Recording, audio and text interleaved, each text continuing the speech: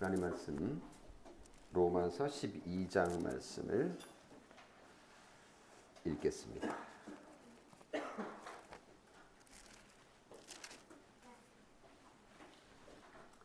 로마서 12장 9절에서 21절까지 말씀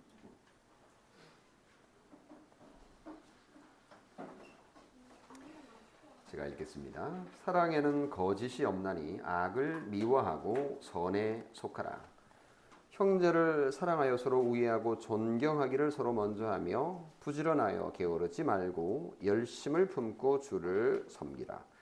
소망 중에 즐거워하며 환난 중에 참으며 기도에 항상 힘쓰며 성도들의 쓸 것을 공급하며 손 대접하기를 힘쓰라. 너희를 박해하는 자를 축복하라. 축복하고 저주하지 말라. 즐거워하는 자들과 함께 즐거워하고 우는 자들과 함께 울라. 서로 마음을 같이 하며 높은 데 마음을 두지 말고 도리어 낮은 데 처하며 스스로 지혜 있는 채 하지 말라. 아무에게도 악을 악으로 갚지 말고 모든 사람 앞에서 선한 일을 도모하라. 할 수 있거든 너희로서는 모든 사람과 더불어 화목하라. 내 사랑하는 자들아, 너희가 친히 원수를 갚지 말고 하나님의 진노하심에 맡기라. 기록되었으되 원수 갚는 것이 내게 있으니 내가 갚으리라고 주께서 말씀하시니라. 내 원수가 줄이거든 먹이고 목마르거든 마시게 하라. 그리함으로 내가 숯불을 그 머리에 쌓아 놓으리라. 악에게 지지 말고 선으로 악을 이기라. 아멘.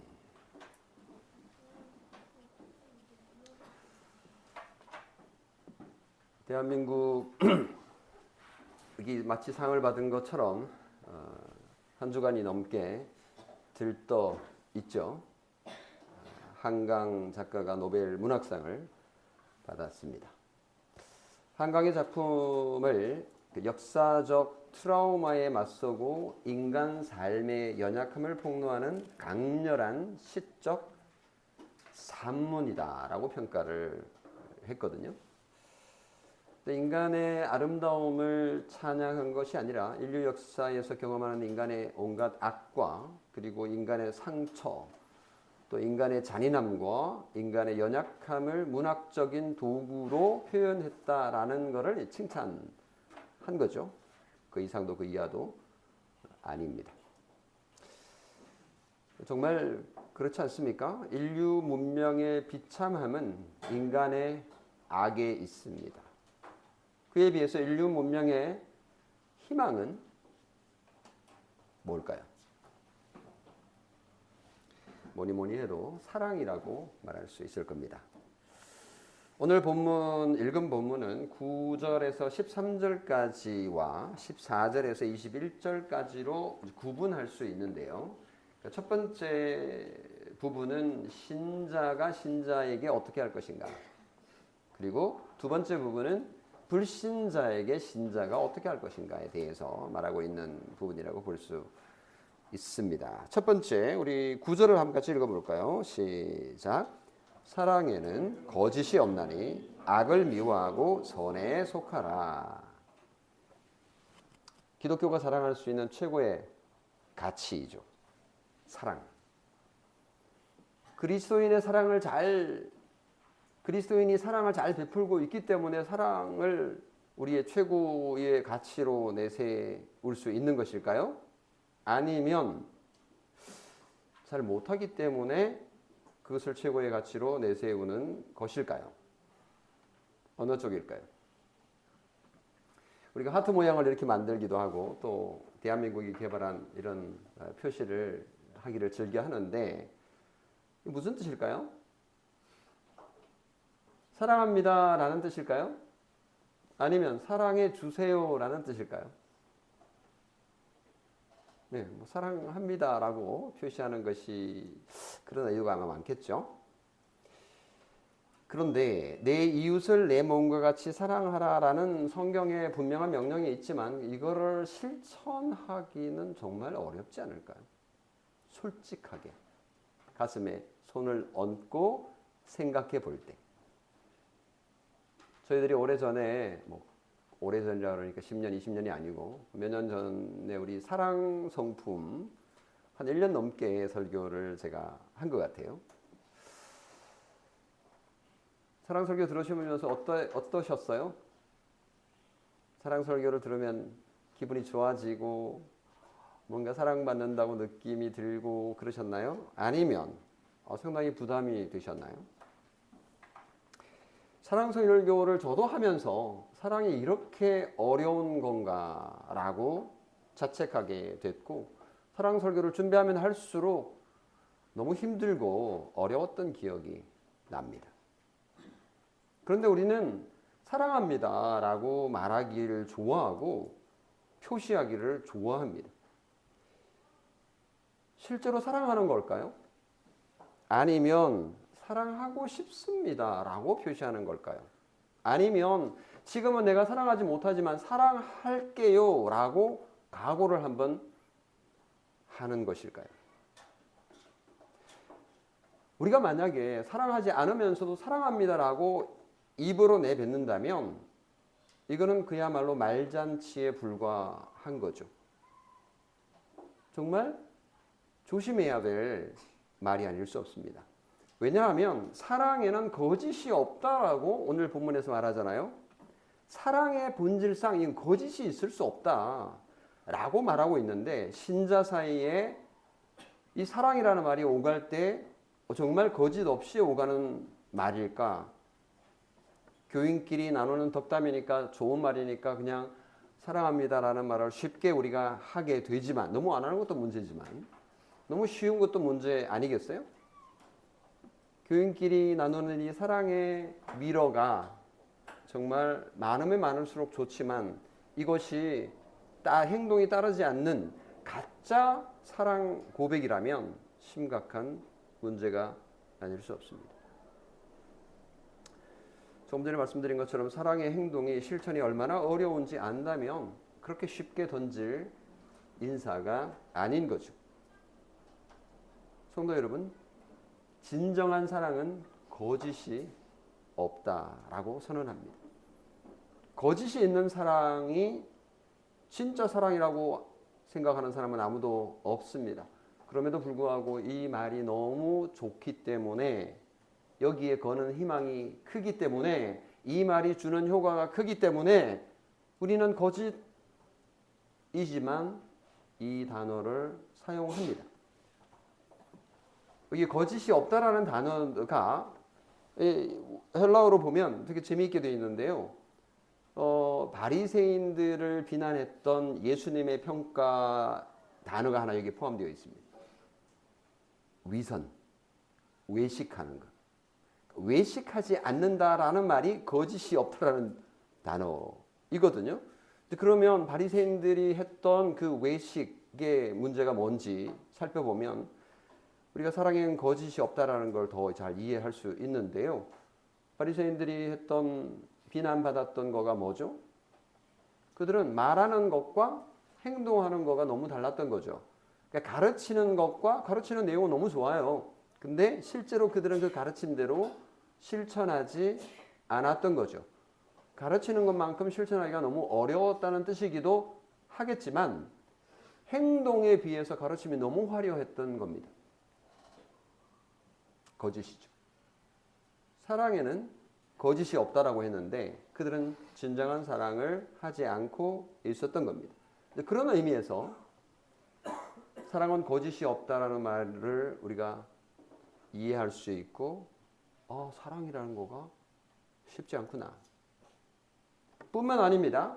이어서 악을 미워하고 선에 속하라라고 명령을 하는데요. 진정한 사랑은 거짓말을 하지 않을 뿐만 아니라 적극적으로 행동을 하게 되어 있는데, 악을 미워하고 선을 선택하는 행동을 하라라고 말합니다. 교회 안에 교인들도 의도치 않게 종종 악에 가담하기도 하잖아요. 목사님, 제가 무슨 악한 일을 했다고 그러십니까? 이렇게 생각할 수도 있을 겁니다. 정말 그럴까요?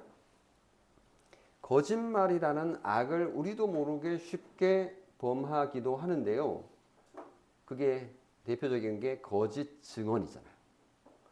거짓 증언의 죄를 범하는 거죠. 대표적인 경우에 뒷담화, 뒷담화라고 하는 거죠. 뒷담화에 가담하는 건 악에 속하는 것입니다. 뒷담화의 특징이 뭐죠? 검증되지 않은 소문을 퍼뜨리는 겁니다. 확인되지 않은 사실을 퍼뜨리는 거죠. 그건 사랑이 아닙니다. 악한 행동이죠. 그런 악한 것에 가담하지 말아야 된다라는 말로 해석할 수 있는 겁니다. 뒷담화는 언제나 짜릿한 쾌감을 주잖아요. 나를 비판하는 것이 아니라 남을 비판하는 거기 때문에 언제나 신납니다.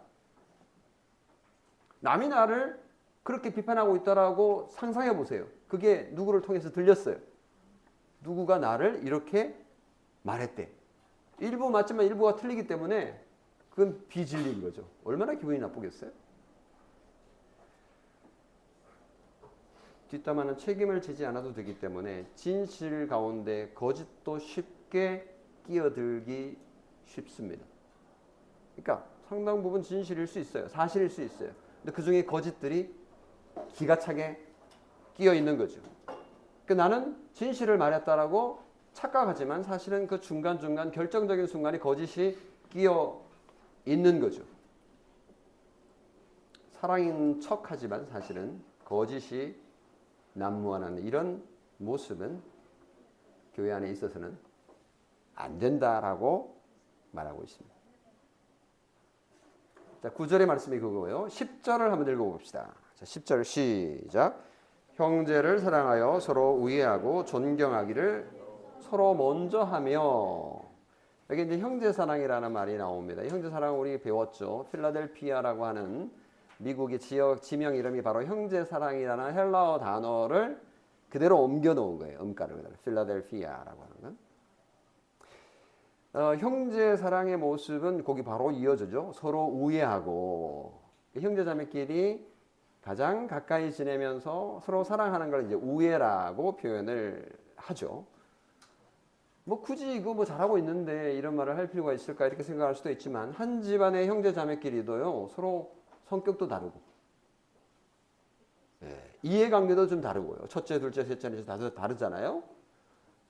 그래서 이게 남녀도 차이도 있고 형제 사랑이 당연한 거가 아니에요. 그래서 어른들이 늘 하던 말이 나한테 효도하는 건 뭐 필요 없다. 니네들끼리 우애하며 지내라. 뭐 이런 얘기를 종종 하지 않습니까? 그래서 형제자매가 서로 우애하는 거는 그렇게 생각하는 것만큼 쉽지가 않기에 형제를 사랑하며 서로 우애하고 이 말은 예수 믿는 사람들끼리 교회 안에서 한 형제 자매로 하나님의 아들 딸로서 서로 우애하는 거 이거 생각만큼 쉽지 않다라는 것을 보여주는 거죠.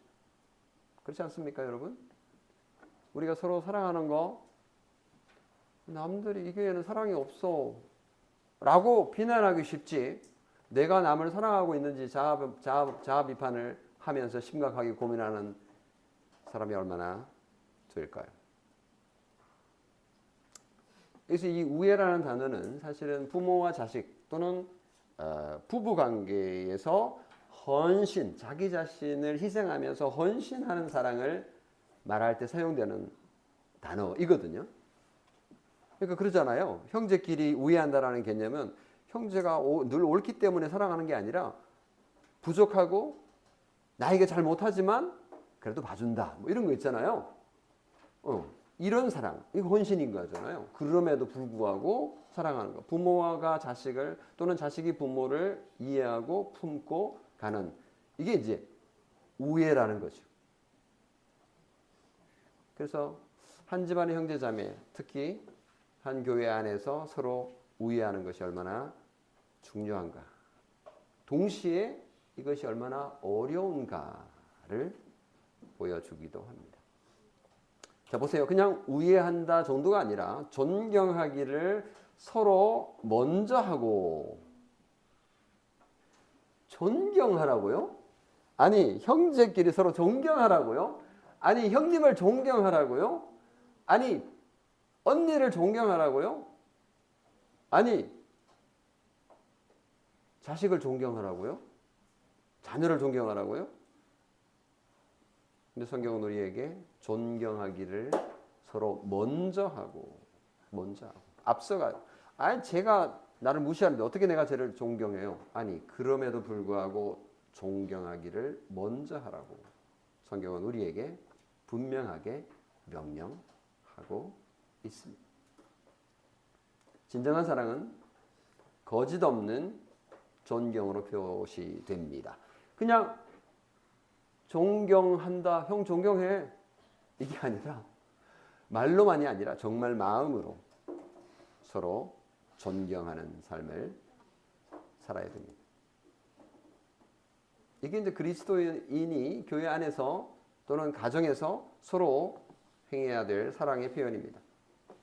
자, 이어서 11절 가볼까요? 같이 읽어봅시다. 시작. 부지런하여 게으르지 말고 열심을 품고 주를 섬기라. 아니 뭐 좋은 말 다 들어있네 여기. 잠언 12장 14절에 보면 부지런한 자의 손은 사람을 다스리게 되어도 게으른 자는 불임을 받게 된다. 이런 말이 있습니다. 그리고 사람의 부귀는 부지런한 것이다. 부지런하지 않으면요 돈을 벌 수도 없고 뭐 가난하게 된다는 그런 말이에요. 이게 이제 그 하나님께서 세상에 주신 일반적인 원리입니다. 잠언에 이제 이런 얘기들이 많이 들어있죠. 자, 어쨌든 예수 믿는 사람들이 게으르다 이건 상상이 안 돼요. 사실은 실제로 한국에 복음이 전파되고 나서 예수 믿는 사람들이 경제적으로 그리고 여러 면에서 불신자들보다 앞선 때가 꽤 많이 있었습니다. 지금은 거의 비슷해졌습니다만은 역사를 보면 그래요. 왜냐하면 부지런하거든요. 예수 믿는 사람들 게으른 사람 거의 못 봤어요. 정말 부지런하게 일하기 때문에 부자가 될 수밖에 없어요. 근데 여기 보면 열심을 품고 주를 섬기라 라고 표현이 되어 있습니다. 근데 뭐에 부지런하냐는 거죠. 자기 자신의 의를 쌓기에 부지런하고 자기 자신의 부를 쌓기에 부지런한 거 뭐 나쁘다고 보기는 어렵습니다만 또 좋다라고 칭찬할 수 없어요. 왜냐하면 주를 섬기는데 열심이고 부지런하고 게으르지 말라라고 말하고 있기 때문에 그렇습니다. 당연히 여기서 섬기다라는 표현은 예배하다로 번역할 수 있는 단어입니다. 그래서 열심을 품고 주를 섬기라라는 이 말은 뭐 두리뭉술할 수 있는데 이걸 구체적으로 적용을 하면 열심히 예배하자. 열심히 예배해야 된다. 예배하는데 부지런해야 된다라고 해석할 수도 있기 때문에 이 부분을 오늘 우리에게 적용을 할 수 있는 거예요. 열심을 품는다라는 이 표현도 좀 재미가 있는데요. 이거 번역을 열심을 품고 이렇게 번역을 한글로 했긴 했는데 영어 표현에도 보면 다양한 좀 번역들이 있어요. 말 그대로 하면 이런 거예요. 성령으로 부글부글 끓여라 이렇게 표현을 했어요. 성령으로 힘을 내서 성령 충만함을 받아서 주를 섬기라 이런 의미로 해석할 수 있는 표현입니다. 근데 열심을 품으라 그러니까 뭐 단순히 그냥 뭐 열정적으로 뭐 이렇게 생각할 수도 있습니다만은 그게 아니고 성령의 인도함을 받아서 성령 충만하여서 주님께 예배해라 이런 뜻으로 적용하면 정확합니다. 그래서 우리가 예배를 준비하고 예배를 할 때 게으름이 있다면 이건 바꿔야 되지 않을까요? 부지런히 예배를 준비하고 우리 힘으로는 불가능하기 때문에 성령 충만함으로 예배를 드려야 된다라고 적용할 수 있겠습니다. 그래서 우리가 성령 충만하기 위하여 예수님께 하나님께 예배하러 올 때에 기도가 필요한 거예요. 우리 예배 시작하기 전에 묵상기도 예배를 위해서 묵상기도 하겠습니다. 이렇게 기도하잖아요. 한 30초 정도, 1분 정도. 네. 성령님의 인도하심을 받아서 예배해야지.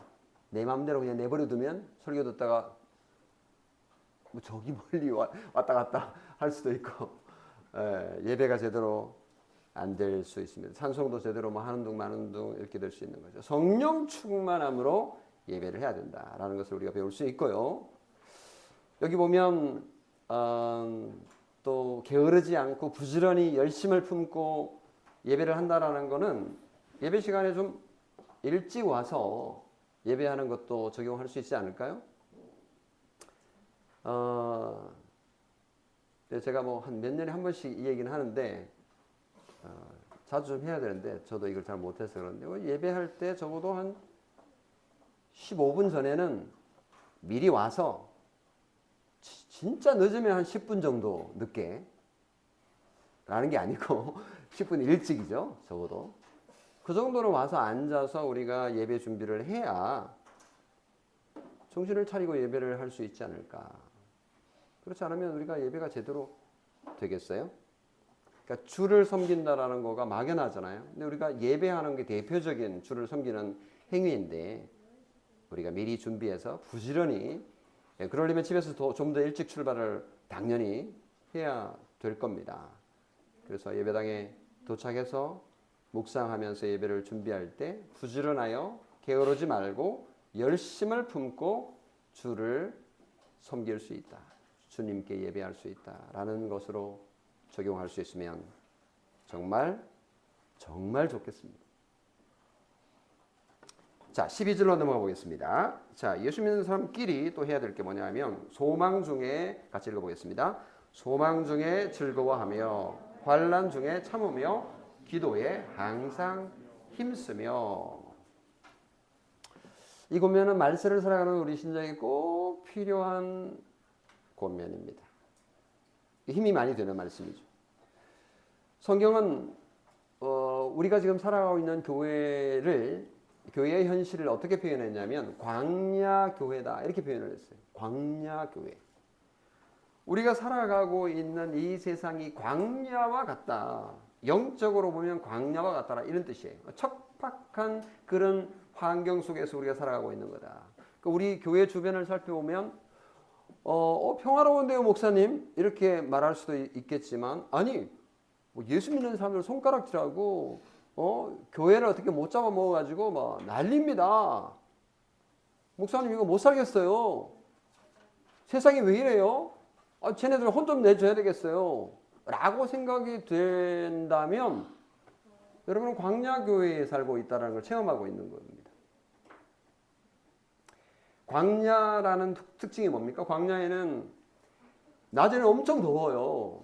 그래서 막 그 더위를 이겨내기 위해서 뭔가 조치를 취해야 되는 거죠. 밤은 엄청 춥대요. 제가 가보지도 않고 얘기해서 죄송한데 책으로 배운 것도 지식이니까 밤은 또 너무너무 추워가지고 추위를 이기기 위해서 너무너무 이제 추위와 싸워야 되고 들짐승도 있죠. 코브라, 뱀도 있겠지요. 짐승의 공격도 있을 겁니다. 그래서 독사에게 물리면 독이 온몸에 퍼져서 죽음의 고비를 넘겨야 하는 그런 안타까운 상황도 있습니다. 물이 부족해서 타는 듯한 목마름을 이겨내야만 하는 상황이 광야 교회의 처지입니다. 재정적으로 힘들어서 어려움을 겪기도 할 수 있죠. 그런 가운데 성도는 소망 중에 즐거워하며 환난 중에 참으며 기도에 항상 힘쓰라는 권면을 붙잡을 필요가 있습니다. 이거는 누구에게 권고하고 있느냐면 교회 안에 있는 신자에게 하는 말이에요. 실제로 교회 안에 이런 환난이 얼마든지 있을 수 있기 때문입니다.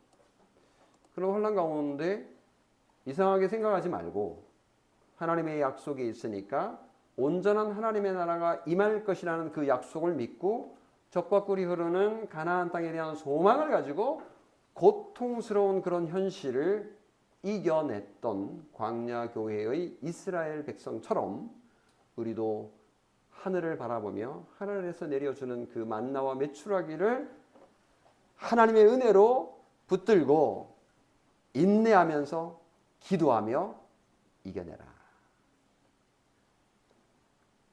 환난 가운데 인내할 수 있는 힘을 하나님께서 주실 것이다. 기도하라 라고 말하고 있습니다. 우리 힘으로는 이겨낼 수 없죠. 하나님께서 우리에게 힘을 주신다면 광야교회는 그래서 철저하게 하나님 의존적인 삶을 살아라라는 뜻입니다. 한국 교회가 돈이 많아져 가지고요. 부자가 돼서 못하는 게 없어요. 사회를 위해서 막 쾌척할 수도 있을 정도로 교회가 돈이 아니 뭐 우리 교회가 돈이 많다는 뜻이 아니라 우리 교회는 아직도 빚이 있고 그렇지만 뭐 그런 교회들이 있대요. 그런 교회는 그냥 광야교회일까 싶어요. 광야교회를 느낄 수 있을까 싶어요. 그런 의미에서 이 작은 교회는 광야교회를 경험할 수 있는 정말 좋은 그런 교회가 아닌가 싶습니다. 작은 교회를 제가 좋아해서 좋아하는 게 아니라 작은 교회이니까 광야교회라는 거가 너무 이게 실제적으로 느껴지는 거죠. 여러분도 이 작은 조그마한 교회에 오셔가지고 고생이 많으십니다. 네. 여러 가지로 부족한 게 많이 있잖아요. 한두 가지가 아니죠. 그럼에도 불구하고 정말 작은 교회에서 또 누릴 수 있는 하나님의 은혜를 경험하게 됩니다. 어려움이 있으면 기도하게 되고 소망을 가지게 되고 그 어려움 가운데서도 기쁨을 찾는 믿음의 시련 속에서 정금같이 우리가 태어날 수 있는 그런 복이 우리에게 있음을 믿으시기 바랍니다. 13절 마지막으로 이제 교회 가운데 신자들 사이의 관계입니다. 같이 읽겠습니다. 성도들의 쓸 것을 공급하며 손 대접하기를 힘쓰라.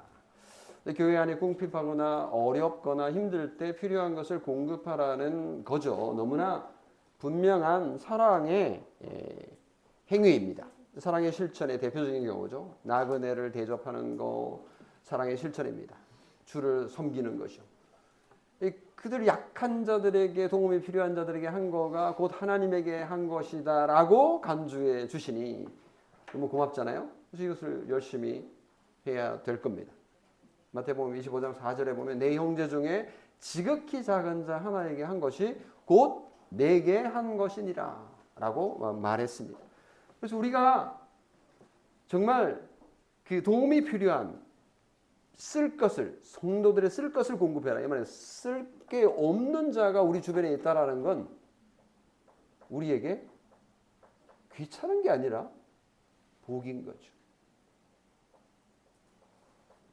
어떤 분이 그러더라고. 어느 순간 다 우리 교회를 보더니 지금 아니에요. 어느 순간 와 거기는 뭐 의사들도 많고 뭐 그런 때가 있었어요. 의사들도 많고 뭐 어쩌고 저쩌고 이러시더라고. 걱정을 하시더라고요. 아니 뭐 헌금도 많이 들어오고 좋은데 쓸데없는 걱정을 하시는 거 아니에요? 이런 생각이 들었는데요. 그게 복이 아니라 오히려 반대가 복이라는 성경의 원리는 참 너무나도 우리가 이해하기 어렵지만 사실인 거죠. 성도들의 쓸 것을 내가 공급할 수 있다라는 게 복인 거죠. 손 대접하기를 힘쓰라. 내가 정말 도움을 줄 수 있는 그런 대상이 있다라는 거가 너무너무 고마운 거죠. 제가 오늘 오후에 네덜란드 개혁교회와 우리 고신교회 관계 관련해서 특강을 할 건데요. 네덜란드 교회가 한국 고신교회를 도와줄 때 엄청 어마어마한 돈을 지원을 했는데 그때 그들이 어떤 문구를 남겼냐 하면 우리가 대단해서 주는 게 아니라 우리가 그들을 도와줄 수 있는 것이 복이다라는 문구가 나와요. 그러니까 그들도 도와주면서 우리가 우위에 있으면서 이들을 도와준다는 그런 자세가 되지 않으려고 애를 쓰고 있다는 것을 적어도 문서상으로 느낄 수가 있었어요.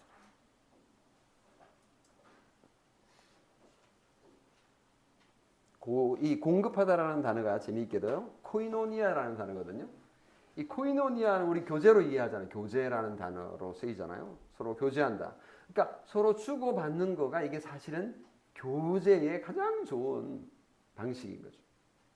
정신적으로 도움이 필요하면 정신적인 도움을 공급하고 물질적인 도움이 필요한데 물질을 공급함으로 정말 교제가 일어나는 겁니다. 우리 교회는 이런 점들이 참 제가 볼 때는 소리 없이 말 없이 잘하고 계셔서 너무너무 감사합니다. 뭐 이름 없이 빛 없이 그런 일들을 하시는 분들이 많아요. 정말 이름 없이 하세요. 제가 잘 알죠. 저를 통해서 그런 일들을 하는 분들이 많기 때문에 제 이름 말하지 말고 절대로 말하지 마세요. 그 손대접하기를 힘쓰라. 이건 환대잖아요. 환대. 교회를 방문하는 자들을 우리가 접대하는 거 이런 거 자연스럽게 티나지 않게. 근데 이 부분은 조금 과할 필요는 어떤 때는 있는데 처음 방문하는 사람들은 되게 이제 좀 쑥스럽잖아요. 외롭고 불편할 수도 있잖아요. 그런 사람들을 어떻게 그 불편이 뭔지 내가 왔을 때를 기억하며 그분들에게 이제 환대하는 이런 것들은 좀 필요할 것 같습니다. 누군가 하겠지. 모두 그렇게 생각해 버리면 아무도 안 하는 상황이 발생할 수도 있어요. 목사님이 하겠지. 어떤 데는 제가 한동안 제가 아예 아무것도 안 하고 있었어요. 교인들이 이것도 배워야 돼. 이러면서 그랬더니 정말 안 하시더라고요. 그래서 좀 당황스러울 때가 있는데 이런 것들도 우리가 지혜가 좀 필요하지 않나 싶습니다. 자, 여기까지가 교회 안에서 우리가 어떻게 정말 사랑해야 될지를 9절에서 13절까지 말한 거고요. 마지막 14절에서 21절 이제 뭐 설교 시간 끝나가는데 이거 많이 남았네. 걱정하지 마시고요. 뒷부분은 제가 속도를 좀 낼 겁니다. 자, 14절에서 21절은 신자가 불신자들에게 어떻게 관계하며 살 것인가 라고 이제 말하고 있는 건데 우리 예수 믿는 사람이 예수 믿고 바로 천국 가버리면 좋겠는데 아니 이 죄된 죄 많은 세상에서 여전히 살고 있는 거예요. 이게 우리의 숙제입니다. 우리의 숙제는요. 예수 믿고 바로 천국 가는 게 아니고 이 광야에 살고 있다는 사실인 거죠. 그러니까 어려움이 있는 거예요. 그냥 어려움이 아니고 불신자들의 박해도 있을 거라는 거죠. 세상 끝날까지 이 박해가 줄어들지 않을 것이다. 아니 늘어나면 늘어났지 줄어들지 않을 거다. 이게 요한계시록에 나타난 말세에 대한 예언이잖아요. 그게 지금 오늘 우리 이 시대에도 일어나고 있는 겁니다. 그래서 정말 절망적인 말씀이 요한계시록 22장 11절에 나오는데요. 22장 11절 여기 싶네요. 둘둘 하나하나 거기 이런 말이 있어요. 불의를 행하는 자는 어떻게 될까요? 22장이니까 맨 마지막이에요. 할 말 다 했고 또 이제 뭔가 뭐 심판도 있고 뭐 뭔가 일어나야 될 거 아니에요. 뭐 예수를 믿든지 아니면 지옥에 보내든지. 근데 불의를 행하는 자는 그대로 불의를 행하고. 뭐야? 세상 끝이 됐는데 여전히 불의를 행하고 있다고? 더러운 자는 그대로 더럽고 의로운 자는 그대로 의를 행하고 거룩한 자는 그대로 거룩하게 하라. 너무 이상한 말씀 아니에요? 성도 여러분, 예수님께서 우리에게 가르쳐 주신 기도 가운데 악에서 구하시옵고 라는 기도가 있습니다. 이거 잘 생각해 보세요. 악을 없애달라고 기도하라고 하지 않았고 악에서 구해달라고 기도를 하라고 말씀하신다는 사실입니다. 우리는 세상의 악을 제거하라는 명령을 받지 않은 거죠. 교회가 악에 빠지지 않아야 되는 것이 우리의 숙제입니다. 내가 악한 자가 되지 않는 거 이게 명령이지 내 주변에 있는 악을 다 제거해 라는 명령을 받지 않았다는 사실입니다. 세상의 악을 정죄하며 악인을 손가락질하는 행위보다 교회와 교회 성도 자신이 악에 빠지지 않도록 기도하는 거가 이게 중요한 거라는 주님의 말씀입니다.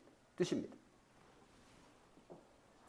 이런 원리로 세상을 향해서 우리가 어떻게 살아갈 것인가 적용을 해보면 예를 들면 간단하게 말씀 시간이 없기 때문에 말씀을 드릴 수는 없고 간단하게 생각해 보면 예를 들면 세상이 이혼을 합법화하면서 불의를 불의가 아니다 이렇게 이제 결정을 합니다. 그래서 마음대로 이혼하죠. 근데 교회는 간음의 죄 이외에는 이혼을 허락하지 않습니다. 세상이 그렇게 살더라도 우리는 아니다. 세상은 간통죄를 폐지하지만 그랬죠? 교회는 간통죄를 죄로 여전히 여기고 그런 죄에 빠지지 않으려고 애를 써야 합니다. 세상이 동성애를 인정하고 동성 결혼을 합법화하지만 교회는요, 동성애와 동성성행위를 죄로 여기고 그런 죄에 빠지지 않아야 되겠죠. 우리가 경계하고 주의해야 할 영역은 세상이 아니라 교회 내부입니다. 교회가 동성 결혼을 합법화할 때가 참으로 안타깝게도 올 겁니다. 목사님 그런 말을 하세요. 이렇게 반론을 할지 모르지만 역사를 보면 이미 서구 교회가 그 길을 걸어갔습니다. 물론 우리 한국 상황은 아직 좀 시간이 걸릴 겁니다. 많은 교회가 그 길을 걸어갔고 우리는 그것을 목도하고 있습니다. 세상이 그렇게 가는 거 그것도 중요하겠지만 교회가 그 길을 걸어갈 거예요. 이게 가장 큰 문제입니다. 세상은 교회와 신자를 박해할 거예요. 이런저런 이유로. 그건 이상한 일이 아닙니다. 그것 때문에 교회가 망하지 않을 거예요. 교회가 망하는 것은 교회 스스로 타락함으로 망합니다. 세상이 교회를 핍박하는 것은 이상한 일이 아니죠. 이건 이미 예고되었던 거고 예수님께서도 말씀하셨습니다. 세상이 교회를 핍박할 때 어떻게 해야 할까요, 우리는?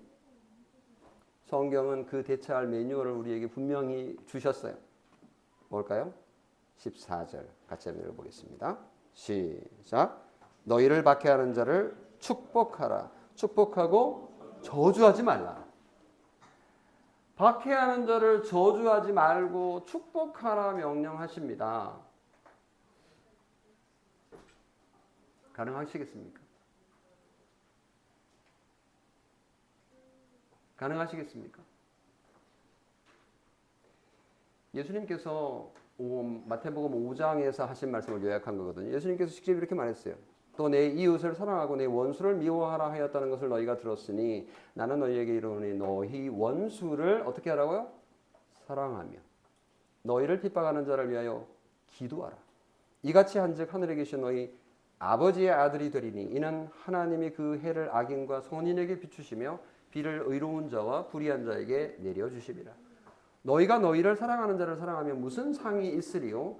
세리도 이같이 아니하느냐? 또 너희가 너희 형제에게만 무난하면 남보다 더한 것이 무엇이냐? 이방인들도 이같이 아니하느냐?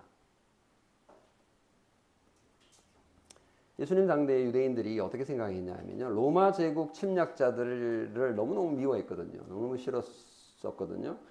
그래서 그들을 공격하는 거, 그들을 죽이는 거 너무나 당연하다고 생각을 했습니다.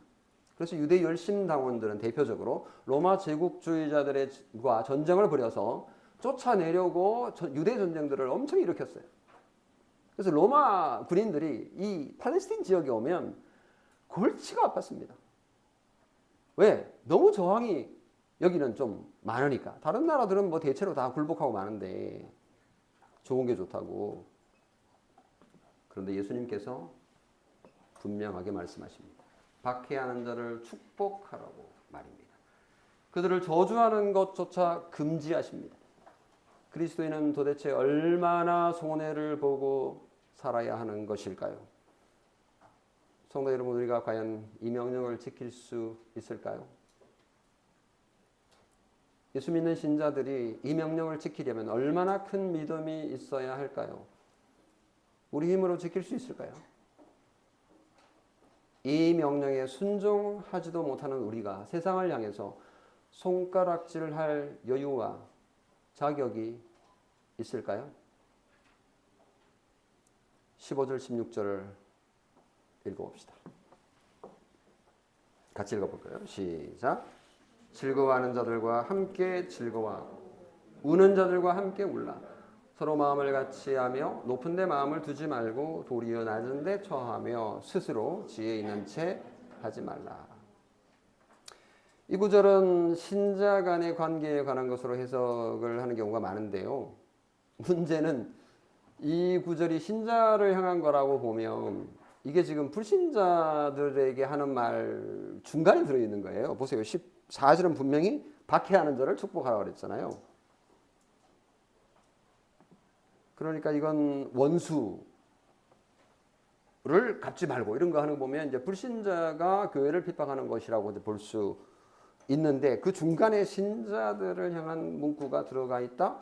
이렇게 보기에는 조금 불편한 상황인데 저는 그래서 이 구절을 불신자에 대한 그 신자의 관계로 해석하고 싶습니다. 그래서 그렇게 보면 기쁠 때나 슬플 때나 아플 때나 고통을 당할 때에 제가 공감 설교할 때 이 부분은 다뤘잖아요. 그래서 더 이상 뭐 깊게 말씀드리지 않을 텐데, 그러니까 그들을 공감해 줘라. 불신자들을 향해서 그들의 아픔을 공감해 줘라. 라고 해석할 수 있습니다. 그럼 우리 자신은 어떻게 되냐? 우리가 뭔가 알고 있다고 해서 그들을 가르치려고 들고 마치 많은 것을 알고 있는 것처럼 도덕적으로 우위에 있는 것처럼 가르치려고 들지만 높은 마음을 품지 말고 낮은 데 처하라. 이게 세상살이에서 불신자들을 향하여서 가지는 그리스도인의 태도이고 자세 아닐까요? 마지막으로 17절에서 21절 같이 읽어보겠습니다. 시작. 아무에게도 악을 악으로 갚지 말고 모든 사람 앞에서 선한 일을 도모하라. 할 수 있거든 너희로서는 모든 사람과 더불어 화목하라. 네, 사랑하는 자들아 너희가 친히 원수를 갚지 말고 하나님의 진노하심에 맡기라. 기록되었으되 원수 갚는 것이 내게 있으니 내가 갚으리라고 주께서 말씀하시니라. 내 원수가 줄이거든 먹이고 목마르거든 마시게 하라. 그리함으로 내가 숯불을 그 머리에 쌓아 놓으리라. 악에게 지지 말고 손으로 악을 이기라. 사실 이 말씀 본문 가지고 설교 하나 아니 몇 개도 만들 수 있지만 그렇게 할 수는 없고요. 이 말씀을 한 묶음으로 해서 말씀을 드려보면 그렇습니다. 마지막 때에 신자가 우리를 박해하는 불신자들을 향해서 어떻게 해야 될 것인가? 너무 명확합니다. 지침이 너무 명확해요. 헷갈리지 않습니다. 악을 미워할 뿐만 아니라 당연히 악을 미워해야 되죠. 악에게 져서도 안 됩니다. 악에게 지고 싶은 그리스도인이 어디 있겠어요? 당연히 이기고 싶죠. 그런데 악을 이기는 방법이 좀 이상해요. 우리가 인정하기 싫은 방법을 주시는 거예요. 이해하기 어려운 방식입니다. 근데 하나님께서 그렇게 명령하시니 이게 한 주간 동안 숙제입니다. 그래서 제가 오늘 설교는 제가 퀘스천으로 그냥 남겨둘 예정입니다. 저한테도 퀘스천입니다. 첫 번째, 아무에게도 악을 악으로 갚지 말라라고 명령하십니다. 아니, 악을 악으로 갚지 말라. 아니, 저게 한 대 때리면 나도 한 대 때려야 되죠. 이게 그냥 당연한 거 아니에요? 아니, 이렇게 느슨하게 그냥 소극적으로 늘 살면 쟤가 나를 무시할 텐데 맛을 보여줘야 되는 거 아니에요? 세상의 악을, 저 악한 놈을 없애기 위해서 적극적으로 대항해야 되는 거 아닌가요? 아니, 대모라도 해서 악을 쫓아내야 하는 거 아닌가요? 이러다가 우리 망해버리는 거 아니에요? 세상과 함께 우리 교회도 망하는 거 아니에요? 그런데 성경은 악을 악으로 갚지 말라라고 명령합니다. 이게 어떤 의미인지 좀 더 깊게 또 묵상할 수도 있겠지만 오늘은 그냥 지나갑니다. 그리고 둘째는 모든 사람 앞에서 선한 일을 도모하라. 그리고 18절 할 수 있거든 너희로서는 모든 사람과 더불어 화목하라. 화목하라는 건 뭐 쉽게 말하면 친하게 지내라는 거잖아요. 싸우지 마라 좀. 아니 교회가 이렇게 해서 악을 이길 수 있겠어요? 이렇게 그냥 순해가지고 사회의 악을 그렇게 순한 자세를 가지고 이겨낼 수 있겠어요? 저들이 교회의 가치를 인정하겠습니까? 이런 답답함이 있습니다만은 성경은 우리에게 너무나 분명하게 신자들이 힘을 합쳐서 무슨 조치를 취해야 되는 것이 아니라 그들과 화목하며 선한 일을 도모하라 라고 명령합니다. 세 번째, 내 원수가 줄이거든 먹이고 목마르거든 마시게 하라. 원수라는 거는 이제 그 전제가 있잖아요. 나에게 해를 가한 사람. 원수 같은 자죠. 근데 그들이 줄일 때 먹거리를 제공하고 목마를 때 마실 거를 제공하라. 아니 어떻게 원수의 생존을 우리가 걱정합니까? 나도 지금 힘들어 죽겠는데 원수를 갚지 말라는 건 뭐 그렇다 치더라도 아니 어떻게 원수에게 자선을 베풀라는 말입니까? 그리스도인을 괴롭힌 원수가 곤란한 처지에 있을 때 배고프고 목마른 상황뿐만 아니라 여러 가지 상황 가운데 도와주라고요? 어떻게 그렇게 할 수 있습니까? 여러분 하실 수 있겠습니까? 성도 여러분, 우리는 이 엄청난 하나님의 명령 앞에 무슨 말을 할 수 있을까요?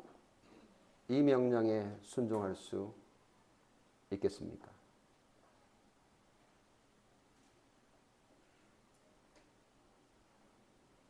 기도하겠습니다. 살아계신 아버지 하나님, 오늘 저희들에게 엄청난 말씀을 주셨습니다. 우리는 이것을 이미 알고 있음에도 불구하고 수많은 이유들과 수많은 논리들을 가지고 우리는 세상을 향해서 손가락질하고 남 탓하기 바빴습니다. 하나님 아버지, 우리 자신이 하나님께서 명령하신 주님께서 우리에게 원하시는 그 뜻을 알고 있음에도 불구하고 그것을 실천하는 데는 느리고 게으르고 열심내지 않는 우리 자신을 인정하며 주님 앞에 머리를 숙이고 도움을 구합니다. 하나님 우리를 불쌍히 여겨 주옵소서.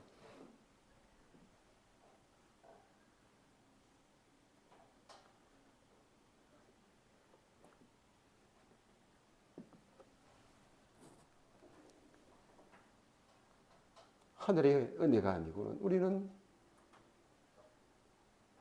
아무것도 할 수 없는 악한 존재임을 삶을 통하여서 지금도 우리는 그렇게 살아가고 있습니다. 하나님 불쌍히 여겨 주시옵소서. 우리의 죄를 용서하시기 위하여 십자가에 죽기까지 우리를 사랑하신 하나님의 그 사랑을 잊어버리고 어느 순간 우리 자신의 의의를 드러내며 타인과 이웃과 불신자들을 정죄하기 바빴던 저희들을 불쌍히 여겨 주시옵소서.